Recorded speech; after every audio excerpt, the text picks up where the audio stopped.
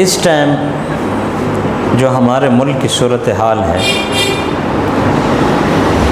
ہمارے ناظرین اس سے واقف ہیں کہ کیا ہو رہا ہے۔ اس ٹائم پورا پاکستان ایک عذاب کی زد کے اندر ہے۔ آپ نے پہلے کچھ عرصہ دیکھا، کرونا کی وبا آئی، اس کے بعد فصلیں وقت سے پہلے پکنا شروع ہوئی، اس کے بعد بے موسمی بارشیں شروع ہوئیں، اس کے بعد جانوروں کے اندر آپ دیکھیں کہ بیماری آئی، اب سیلاب کا عذاب پاکستانی قوم کے اوپر۔ ہم نے سوچا نہیں کہ یہ عذاب کیوں آ رہے ہیں، کیسے آ رہے ہیں۔ کسی نے کہا کہ انفرادی طور پر آپ توبہ کر لیں، کسی نے کہا جی ہم نے نماز چھوڑی ہے، نماز نہیں پڑھتے اس لیے یہ ہمارے اوپر عذاب آ رہے ہیں۔ تو سنو، یہ سارا کچھ جو ہو رہا ہے وہ اس لیے ہے کہ ہم نے اللہ تبارک و تعالیٰ کے نظام کو چھوڑا ہے۔ جیسے ہی آپ نے اللہ کے نظام کو چھوڑا، ظالم لوگ اس شہر پر، اس ملک کے اوپر مسلط ہوئے ہماری وجہ سے۔ حکومتیں، ریاستیں ظلم کے ساتھ قائم نہیں رہ سکتی، ظلم کے ساتھ وہاں لوگ خوش نہیں رہ سکتے، ہاں انصاف کے ساتھ، کفر کے ساتھ تو باقی رہ سکتی ہیں، ظلم کے ساتھ باقی نہیں رہ سکتی۔ اگر رہنے والے لوگ سارے کے سارے کافر ہوں تب بھی وہ وہاں رہ سکتے ہیں جب تک کہ وہاں انصاف ہو۔ اگر جس زمین پر آپ رہ رہے ہیں اگر وہاں انصاف نہیں ہے، ظلم ہو رہا ہے، سارے وہاں کے رہنے والے ظلم کے حامی ہیں، تو آپ سوچیں بھی نہیں کہ آپ وہاں سکون سے اور آرام سے رہیں گے۔ اللہ تعالیٰ کی آفتیں آپ کے اوپر آتی رہیں گی۔ آج کیا ہو رہا ہے؟ آج کوئی کھڑا ہوتا ہے، وہ کہتا ہے کہ میں عمران خان کا حامی ہوں، کوئی کہتا ہے کہ جی میں نواز شریف کا حامی ہوں، کوئی کہتا ہے میں زرداری کا حامی ہوں، کوئی کہتا ہے میں مولانا فضل الرحمان کا حامی ہوں، کوئی کہتا ہے کہ میں جماعت اسلامی کا حامی ہوں، سراج الحق صاحب کا حامی ہوں، کوئی اہل تشیع کھڑا ہوتا ہے کہ کہتا ہے کہ میں اپنی جماعتوں کا حامی ہوں۔ اللہ کے بندو، یہ کہاں لے کر جا رہے ہو لوگوں کو؟ ہم نے ان کی حمایت نہیں کرنی ہے۔ ہر وہ آدمی، ہر وہ جماعت، کان کھول کر سن لیں، ہر وہ آدمی، ہر وہ جماعت جو جمہوریت کی خدمت کر رہا ہے اس کے ساتھ کھڑا ہونا جرم ہے۔ جس جماعت کے مقاصد کے اندر وہ جو کام کر رہی ہے یہی ہے کہ ہم جمہوریت کے استحکام کے لیے کام کر رہے ہیں تاکہ یہاں جمہوریت کو کوئی خطرہ نہ ہو، ہم جمہوریت کی خدمت کر رہے ہیں، تو وہ سارے کے سارے ظالم ہیں۔ اللہ تبارک و تعالیٰ نے ارشاد فرمایا وَمَن يَكْفُرْ بِالطَّاغُوتِ۔ اس نظام میں، اس جمہوری نظام میں آپ کو کیا ملا ہے سوائے اس کے کہ آپ غریب امیر سارے لوگوں کے اوپر ٹیکس لگا دیے گئے، عوام ٹیکس دیتی رہے، سیلاب کا آنا لوگ بتا رہے ہیں صرف اتنا ہی کافی ہے کہ انہیں بتا دیا گیا کہ آپ شہر خالی کر دیں، آپ کے شہر میں کیا آ رہا ہے؟ سیلاب آ رہا ہے۔ کوئی وہاں سواری اٹھانے کے لیے حکومت کی طرف سے نہیں، کوئی کیمپ نہیں، کوئی ادویات نہیں، کوئی راشن نہیں، کوئی کچھ بھی نہیں۔ بیماری آئی ہے، ہزاروں لاکھوں کی تعداد میں جانور مرے، ایک حکومت کا نمائندہ پوچھنے کے لیے نہیں آیا، کوئی حکومت کی طرف سے کوئی بھی اقدام نہیں کیا گیا۔ مچھروں اور مکھیوں نے ڈیرے لگائے جس کی وجہ سے بیماری بڑھی، بیماری انسانوں کے اندر منتقل ہونا شروع ہوئی۔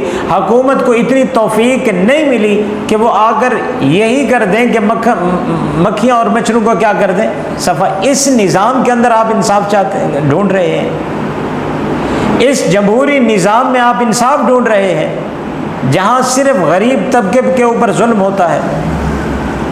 وَمَن يَكْفُرْ بِالطَّاغُوتِ، اللہ تبارک و تعالیٰ نے ارشاد فرمایا یکفر بالطاغوت، پہلے طاغوتی نظام کا انکار کرنا ہوگا، وَيُؤْمِن بِاللَّهِ، اس کے بعد پڑھنا ہے لا الہ الا اللہ محمد رسول اللہ۔ آپ نے کلمہ پڑھ لیا، دعویٰ بھی کر لیا، ملک بھی بنا لیا، نظام کون لے آئے گا؟ اسی نظام کے تحت ہمیں زندگی گزارنی ہوگی۔ ایسا نظام جو مسلمانوں کی طرف بنایا ہوا بھی نہیں ہے، مسلمانوں کا چھوڑو، وہ کسی صاحب ایمان کا بھی بنایا ہوا نہیں ہے، یہ وہ نظام ہے جو انگریزوں نے بنایا ہے، اس نظام کے تحت آپ زندگی گزار رہے ہیں، اللہ کے نظام کو آپ نے چھوڑا ہے، اللہ کے نظام کے مقابلے میں ایک نظام ہے جس کی آپ خدمت کر رہے ہیں۔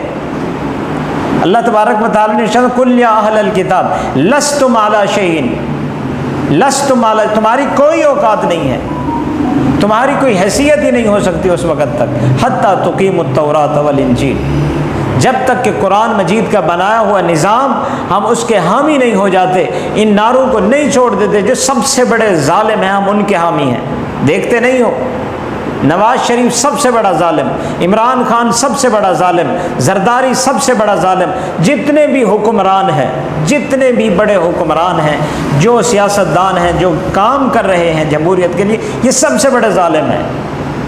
ان میں سے کن کے گھر کے اندر فاقے ہیں؟ ان میں سے کون ہے جو زخموں کا مداوع کرنے کے لیے غریبوں کے لیے آگے آیا ہے؟ کس نے آواز اٹھائی ہے؟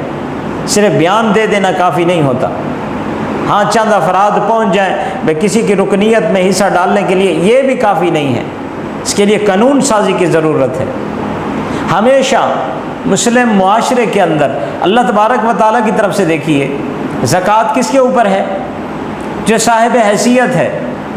آیا ٹیکس جو ہے وہ صاحب حیثیت دے کر لگائے گئے ہیں؟ نہیں، غریب جو اسلامی، ہمیں ڈرایا گیا ہے اسلامی معاشرے سے، ہمیں ڈرایا گیا ہے اسلامی قوانین سے کہ جی ایسا ہے، اسلامی قانون میں تو ایسا ہوتا ہے ویسا ہوتا ہے۔ ہم نے وہی شوشے جو کفار اور یہود کی طرف سے مسلمانوں کے کانوں میں ڈالے گئے تھے، ہم نے آج تک انہی کا مداوع نہیں کیا۔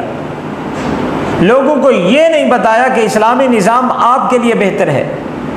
ہم لوگوں کو بتانے میں یہ کامیاب نہیں ہو سکے آج تک کہ اسلامی نظام غریب کے لیے تحفظ ہے، اسلامی نظام کے اندر غریبوں کا تحفظ ہے۔ اسلام میں امیروں سے لے کر غریبوں کو دیا جاتا ہے۔ اسلام میں کیا ہوتا ہے؟ غریبوں سے، وہ امیروں سے لے کر غریبوں کو دیا جاتا ہے، غریبوں سے نہیں لیا جاتا۔ یہاں غریبوں سے لیا جاتا ہے اور حکمرانوں کے بیٹے جو ہیں وہ پھر عیاشیاں کرتے ہیں، ان کی نسلیں عیاشیاں کرتی ہیں۔ غریبوں سے ٹیکس لیا جاتا ہے، جو اپنے بچے کو پڑھا نہیں سکتا، لکھا نہیں سکتا، بجلی فراہم نہیں کر سکتا، کھانا فراہم نہیں کر سکتا، اس سے ہم بل کی صورت میں ٹیکس وصول کر کے پھر انہی ٹیکس سے ان کی جو نسلیں ہیں وہ عیاشیاں کرتی ہیں۔ یہ ظلم نہیں ہے؟ ان اللہ یأمر بالعدل والاحسان، اللہ تبارک اللہ تبارک میں تمہیں حکم دیتا ہوں کہ ان تؤدوا الامانات الی اہلہا، کہ اللہ تعالیٰ کی جو امانت ہے وہ اس کے اہل کو دو۔ ان اللہ یأمرکم، بے شک اللہ تمہیں حکم دیتا ہے ان تؤدوا الامانات الی اہلہا، یہ جو امانت ہے، یہ جو حکومت ہے، یہ جو سرداری ہے، یہ اس کے اہل کی طرف ادا کر دو، اس کے اہل کو دو۔ یہ اہل ہیں، ان میں سے ایک بھی اہل نہیں ہے۔